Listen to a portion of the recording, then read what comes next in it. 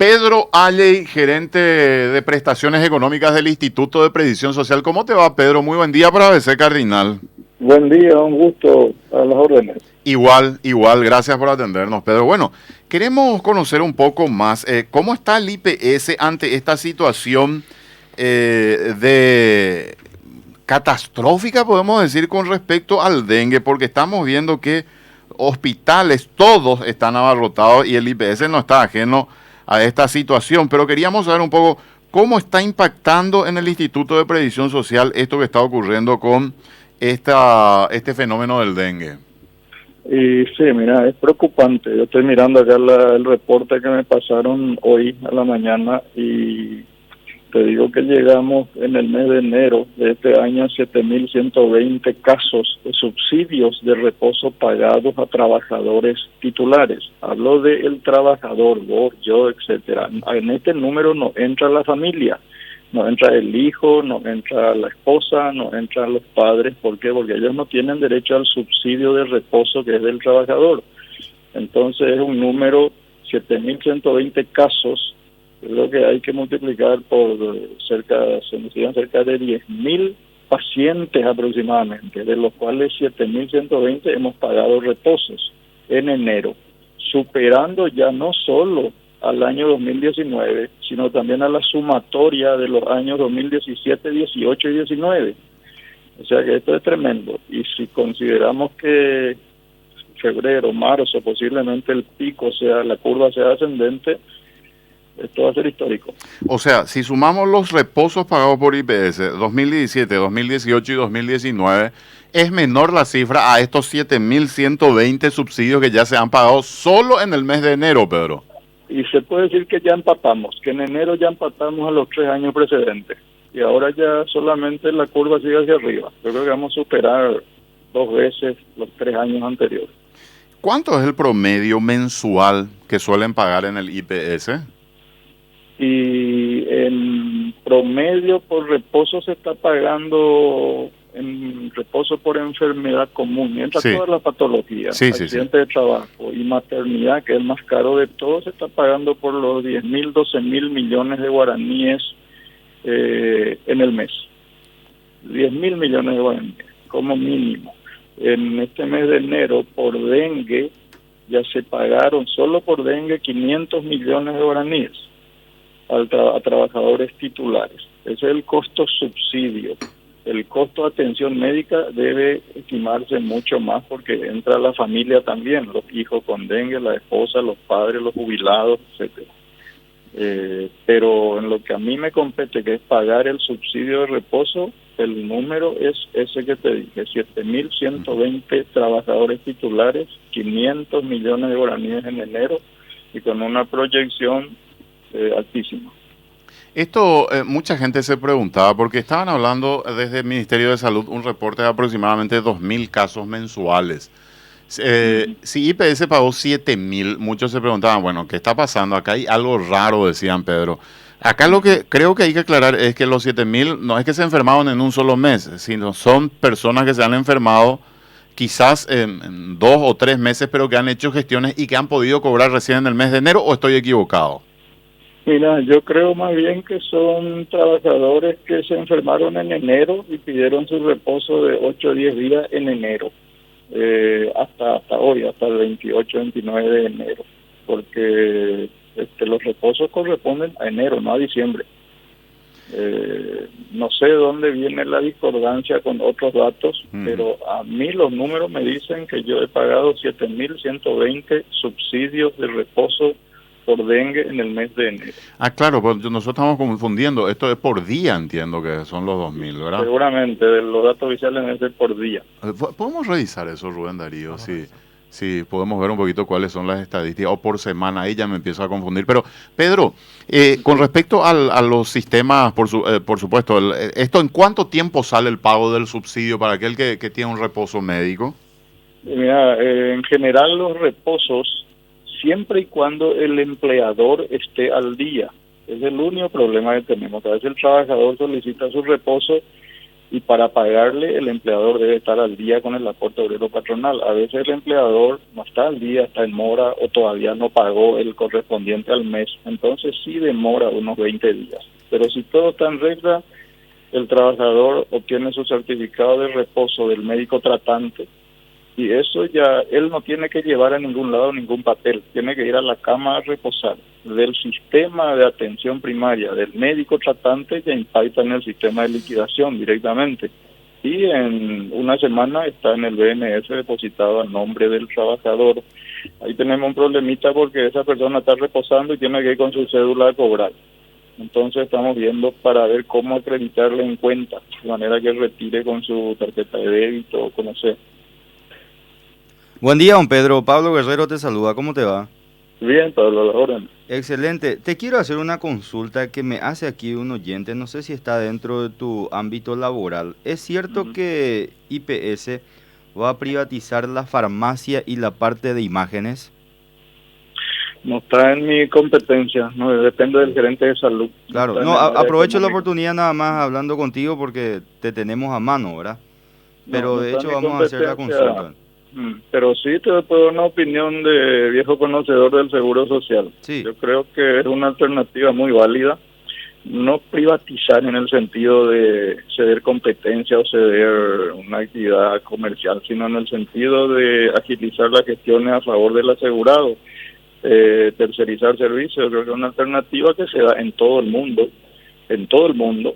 y facilita muchísimo la gestión. El hecho de que vos puedas retirar un medicamento, por ejemplo, ocurre en la Argentina, en México, en España, o puedes retirar un medicamento en una farmacia y esa farmacia le cobra al Seguro Social, yo no veo el problema.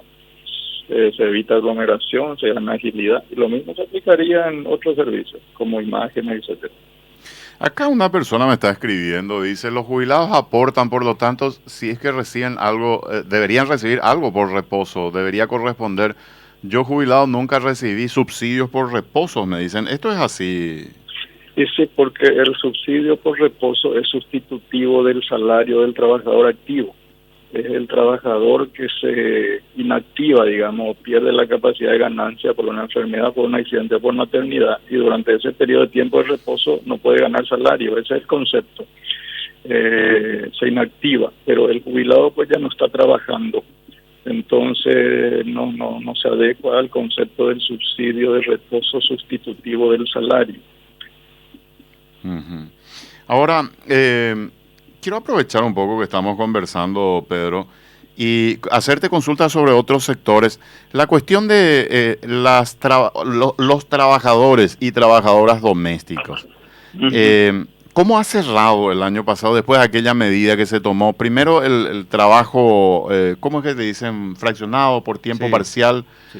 Y segundo, el salario mínimo que se había establecido a través de una ley para los trabajadores domésticos. Esto, ¿cómo ha afectado, cómo ha impactado en las estadísticas del Instituto de Previsión Social? ¿Hay más asegurados o hay menos asegurados en el saldo de cierre del año 2019?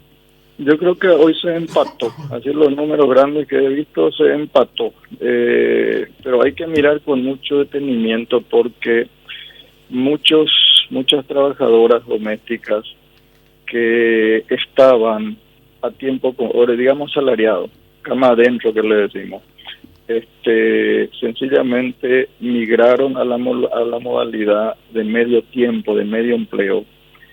Y no es que se incorporó más gente a medio tiempo, sino que los que ya estaban mudaron de código nomás para nosotros. Yo creo que hubo una merma, en el primer impacto hubo una merma y luego se empató, pero por vía de esa mudanza de código. Perfecto. Acá, otra pregunta que me están haciendo, ¿el reposo por paternidad se puede cobrar también? Me preguntan. Yo no sé si es reposo por paternidad. Ese es un permiso que se tiene por paternidad.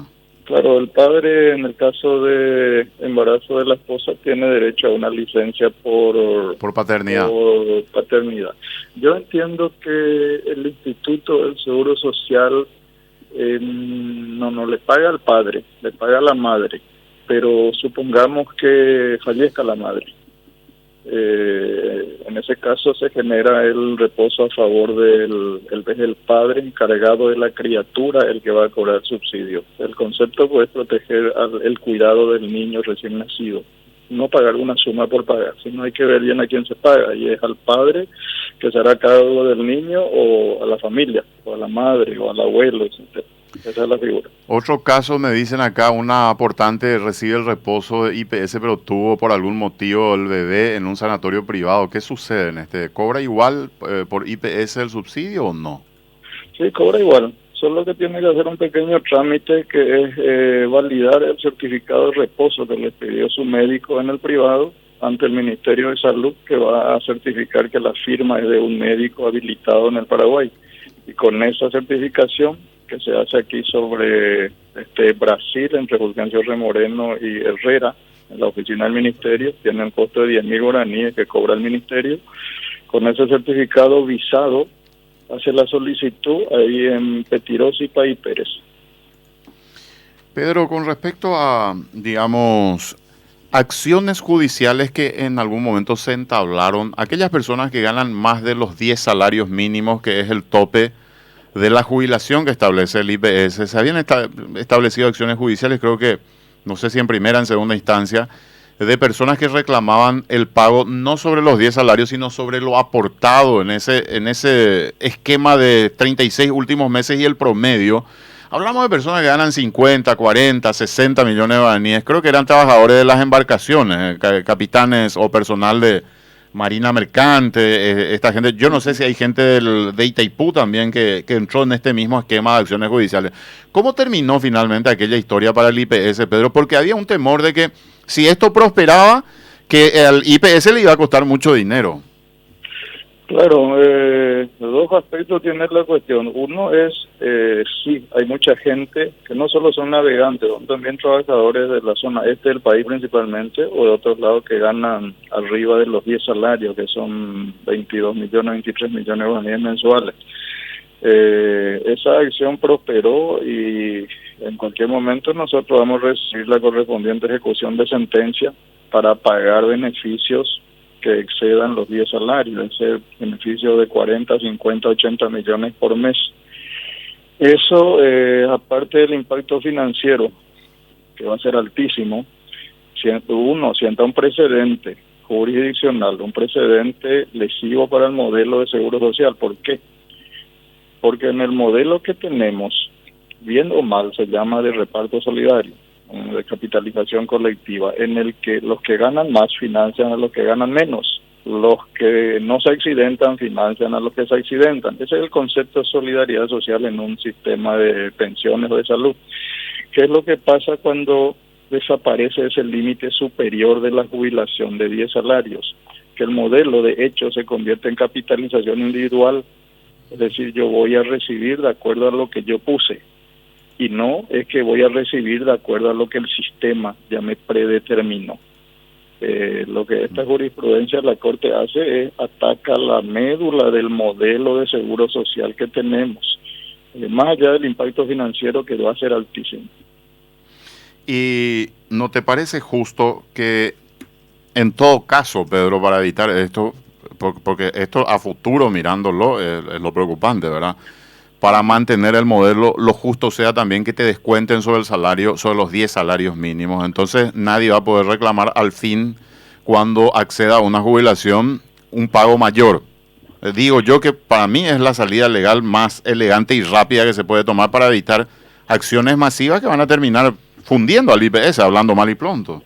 Sí, lo que señalaste forma parte justamente de la alternativa en un contexto de debate sobre la reforma del modelo que necesitamos. No solamente cotizar sobre un máximo, independientemente de lo que uno gane, sino por qué no pensar en una segunda columna de financiamiento, en el sentido de que yo aporto al modelo de reparto hasta 10 salarios, y si gano más, ¿por qué no puedo aportar a una columna de capitalización yo mismo, que administre el IPS también? Y cuando yo llegue a la edad de retiro, me jubile por el sistema de reparto, con lo que ya está preestablecido, y pueda retirar también los dividendos correspondientes a mi programa de capitalización individual. O sea, ¿Cuál es la conclusión final? Que el modelo tiene que ser reformado, ya no se adecua a la realidad ni siquiera de los salarios que se están incorporando al mercado laboral. ¿Hay un proyecto de ley que se va a presentar o está muy verde todavía esto, Pedro? No, el presidente Ubetilla nos encargó trabajar en eso. Estamos trabajando en un proyecto de ley que va a ser socializado primeramente. No es que vamos a presentar entre cuatro paredes, vamos a presentar al Congreso, vamos a socializar, vamos a difundir con ustedes, con la prensa, con las asociaciones de jubilados, trabajadores, de manera a presentar algo consensuado, que no ocurra lo que pasó con el proyecto de ley de superintendencia de pensiones, claro, que es algo muy bueno, muy necesario. Seguimos privados de control, pero no se socializó en la debida forma y bueno, saber lo que pasó. Gracias, Pedro, por el tiempo. Nos quedan muchísimas lluvia de preguntas como siempre. Te vamos a tener que traer un día, ¿eh?